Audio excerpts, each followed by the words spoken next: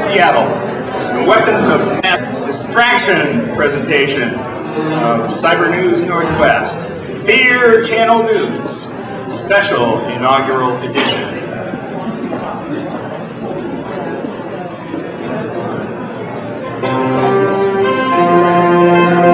Live from our Seattle newsroom, it's the Fear Channel News at 7 with Bo Rockford, Tiffany Taylor, and commentator Mad Dog O'Malley. Welcome to the Fear News Channel Inauguration Day Report. Brought to you by GE, makers of nuclear triggers, Apache helicopter engines, and light bulbs. At GE, we bring good things to life. I am Buster O'Malley for vacationing Bo Rockford. And I'm Mike Stoner, almost like old times in the commentary contrepoint, Buster. Ah, there he goes again, ladies and gentlemen, using those fancy French words that only a poor liberal here on Fear Unbalanced Fear Channel News. We have our token weak-kneed liberal chump off to one side, just so you know that the news you're getting from the other side of the bench is completely impartial. We distort, you decide. That's right. Tonight's top story is the re-inauguration of President Bush, scourge of liberals everywhere. Momentarily, we'll be joining national correspondent Hunk Hanratty live from our nation's capital. But first, this news. The Bush administration has announced it's calling off the search for those elusive weapons of mass destruction. 2 years after Colin Powell took his case to resolution for war, the supposed weapons have yet to be found. U.S. weapons inspectors delivered a final report stating that no chemical or biological weaponry nor evidence of any advanced program could be found. It was earlier determined that Saddam's nuclear campaign had never been reconstituted after Gulf War I in 1991. Largely ignored in the rush of glitz and money accompanying the inauguration, the announcement took nobody by surprise. Democratic liberal senators who opposed the war on terror and the liberation of Iraq predictably used the reports in an attempt to harass Secretary of State designate Condoleezza Rice in her confirmation hearings. But they were unable to isolate and devour Rice grain by grain as they desired. She pointed out that WMD were only one of the many reasons we had to remove Saddam, and now that it's a done deal, why don't they just quit fetching and just shut up? Shut up and toe the line. You're watching Fear Channel News, Special Inauguration Day Edition. This segment brought to you by Lockheed Martin, makers of the Advanced Strike Fighter. At Lockheed, we never forget who we're working for. Also brought to you by Kellogg, Brown and Root. From mercenary personnel ready to hit the ground running to mobile catering for your troops. From pipeline maintenance to permanent airbase construction, KBR has the experience and technology you need. KBR, serving America in the desert stands. And wherever Uncle Sam points us next, Freedom on the March, division of the Halliburton Company. And looking forward to Iraq's full sovereignty, just 10 days away now, 8 Iraqi election officials were killed in a car bombing in Mosul today. 2 members of the American Stryker Brigade and an unknown number of Iraqi bystanders were wounded in the same incident. And in Basra, 2 National Party candidates were assassinated by the same means. Yet another car bomb demolished the headquarters of President Alawi's party in Baghdad. Speaking of freedom, American military spokesmen have stated that 4 provinces of Iraq will be too dangerous to take part in the January 30th election. And now comes word that voters will not be able to choose candidates by name. Political parties are so afraid of assassinations that the party's name will appear on the ballots, not the names of the actual candidates. Isn't that wonderful? We're teaching them democracy, American style. What the hell do you mean? Well, the provinces that can't vote are the most dangerous ones, see? They're also the most populous ones, with Baghdad, Basra, and the Triangle of Death and oil. Yeah.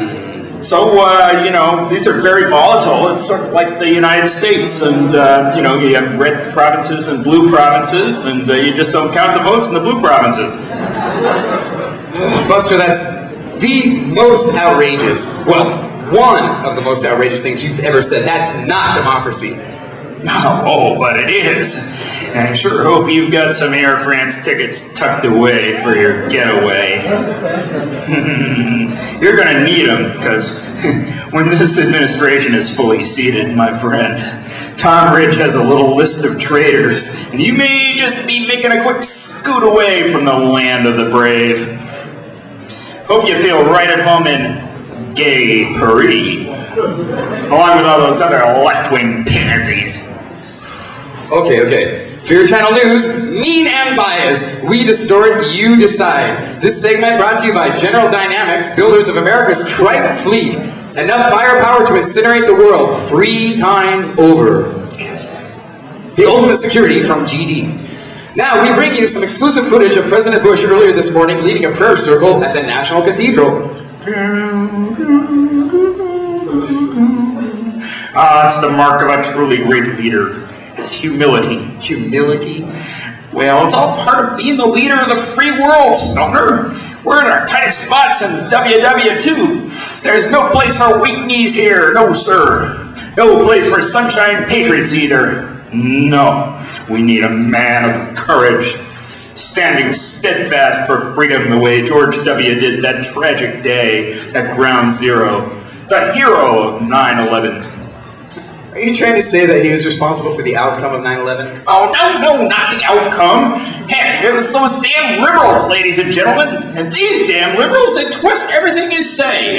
Good Lord. Now, we know how President Bush was tripped up by the liberal establishment, the CIA, and all that bad intelligence. You mean lack of intelligence?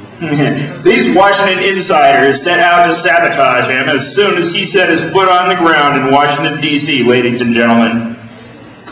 And that's typical coming from the liberal Washington establishment. Buster, are you trying to say... That's right, treachery.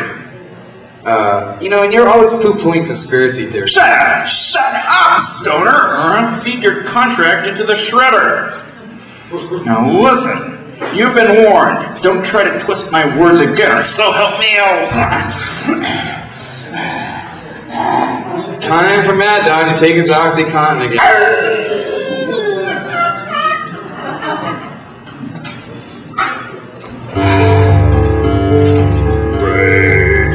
Can be yours in the new Action Army. If you're good enough to join, then we'll pay you in good coin, and the proud new future can be yours. If you're good enough to get in, if you're good enough to get in, if you're good enough to get in, if you're good enough to get in. Yes, a proud future can be yours in today's Action Army. Whether strafing enemy camel herds from 1,800 feet or driving a tank through an insurgent ambush, you'll find all the satisfaction of a job well done, plus skills that are transferable to any Saturday night stick-up when you get home. What's more, today's Army gives you and your family more chances to be patriotic than ever. If you beat the Reaper and come home wounded, you'll be barely covered by our ever-shrinking veterans benefits and medical benefits. So you and your family can patriotically support America's healthcare system with your dollars. If you're a private, your family can be below the poverty level, benefiting from private charities like food banks, while patriotically contributing to loan shark operations like the payday loan on your corner just to make it through every month. 60% interest. What a country worth fighting for, worth dying for. Proud moments can be yours in the new Action Army. You survive a tour in Iraq, we'll be glad to take you back for another tour of duty there. If you're good enough to get in, if you're good enough to get in, if you're good enough to get in, if you're good enough to get in.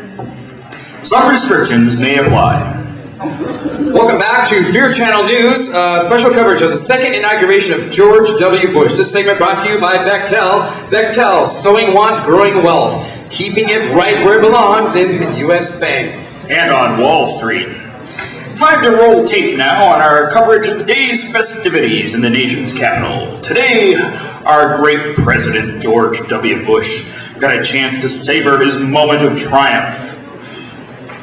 After a hard-fought campaign and a great victory, a mandate to continue his visionary policies, a spectacular $49 million inaugural celebrated his achievement. A mandate. 3% of the vote. You must be looking at it under a microscope. Shut up! This copy was vetted by network fact-checkers. And now here is Bush taking the oath of office. Ah yes, and some highlights from his inspiring inaugural address. We do not consider that we are a chosen people. We just have the right to tell everybody else how to run their thing, and we'll export our wonderful form of democracy to them. Inspiring. Fear Channel News, meaning by us 24/7. Be afraid, be very afraid. Yeah, but not today. Homeland Security officers, DC Police, and Capitol Police, beefed up by the units of active duty military stationed nearby, have made sure this is the securest inauguration in history. Hundreds of sharpshooters, battle-hardened in Iraq and Afghanistan, line the rooftops along the parade route to guarantee the safety of the tens of thousands of citizens and well-wishers on hand to enjoy the festivities. Our national correspondent, Hunk Hanratty, is standing by on the parade route with some man-on-the-street interviews. Hunk? Yes, Mike and Buster, I'm here just beside the IMAX Theater, the Smithsonian, where the crowd is wild with enthusiasm for President Bush. These are mostly corporate officers and lobbyists, and we can assume they're all out for a piece of the action in the new administration. Ah, a key American institution, free enterprise. That's right. Freedom is on the march. Following the triumphant motorcade and the stunning military parade, these partygoers are back getting stoked on Starbucks coffee, mimosas, and Tennessee-grown caviar sandwiches from the deli at Walmart. Walmart, always low prices, always. This caviar is really quite good. Mike, I'll leave it to you. Okay, well, it's good to know that we haven't lost sight of our #1 objective. Mike, a friendly word of advice. You'd better start line here. There's a level of tolerance for liberal views at Fear Channel News, but you're consistently way over the line. Got that? So unless you want to get back to the mailroom where that long hair and lippy attitude will not be welcome, let me remind you. Oh, come on, Buster. I'm a Fear Channel pundit. You know, I want to be treated like an equal like you. Equal? Equal? You weasel-worded wimp? I could just about spit up my steak every time I see you open your mouth for another catty, elitist, liberal comment. The thought that anyone who has these views could be my equal in this organization is beyond ridiculous. It's pathetic. This man is delusional.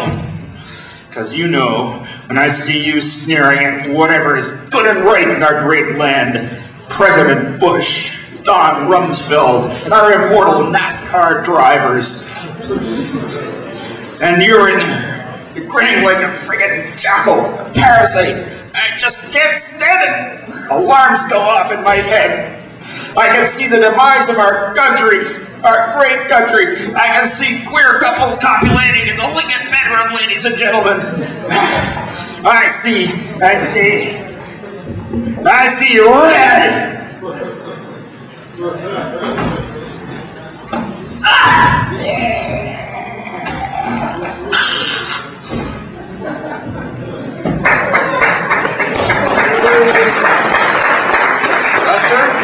Buster. Well, that's all for tonight from Fear Channel News, excuse me. Special edition brought to you by ExxonMobil, Chevron, Texaco, EMCD, enabling America's energy habits. And don't touch that dial, because coming up next is the Fear Channel double creature feature, Be Afraid. Be very afraid.